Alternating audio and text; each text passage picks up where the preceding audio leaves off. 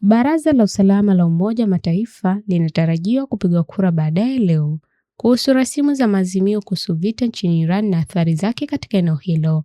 Azimio la kwanza lililotolewa na nchi za Ghuba inalaani mashambulizi dhidi yao na Jordan na Irani. Urusi, mshirika wa Irani katika baraza hilo, imeanzisha rasimu nyingine bila kutaja Irani, Israeli au Marekani. Inalaani mashambulizi yote dhidi ya raia na wanasihi pande zote kuacha kupigana na kurudi kwenye meza ya mazungumzo. Ni hatua ya kwanza kuzingatiwa na baraza tangu lilipofanya mkutano wa dharura muda mfupi baada ya mzozo kuzuka. Akihutubia wanachama wakati huo, katibu mkuu wa Umoja wa Mataifa Antonio Guterres alisema mashambulizi ya anga kati ya Israeli, Marekani dhidi ya Irani na mashambulizi ya kulipiza kisasi ya Irani dhidi ya nchi katika eneo hilo yalikuwa ukiukaji wa katiba ya Umoja wa Mataifa.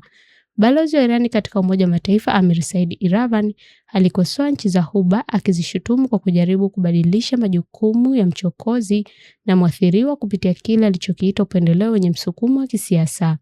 Rasimu hiyo sasa ina wadhamini zaidi ya 90 ikiwa ni pamoja na Uingereza. Inataka kusitishwa mara moja kwa mashambulizi na vitisho vyote kutoka Irani dhidi ya nchi sita za Ghuba na Jordan ikiwa ni pamoja na kupitia washirika. Pia inalaani vitendo au vitisho vyote kutoka Teherani ambavyo vitafunga au kuingilia urambazaji wa kimataifa kupitia mlango wa bahari muhimu wa Hormuz. Irani yaanzisha wimbi jipya la mashambulizi. Katika saa chache zilizopita, Irani imezindua wimbi jipya la mashambulizi dhidi ya maeneo lengwa Israel na Marekani Mashariki ya Kati. Vyombo vya habari vya serikali ya Iran vilisema hasia hizo zilikuwa kali na nzito zaidi tangu kuanza kwa mzozo huo, AFP iliripoti. Israeli inasema ilitambua makombora yaliyorushwa kutoka Irani, ingawa baadaye iliongeza kuwa ilikuwa salama kwa raia kuondoka katika makazi.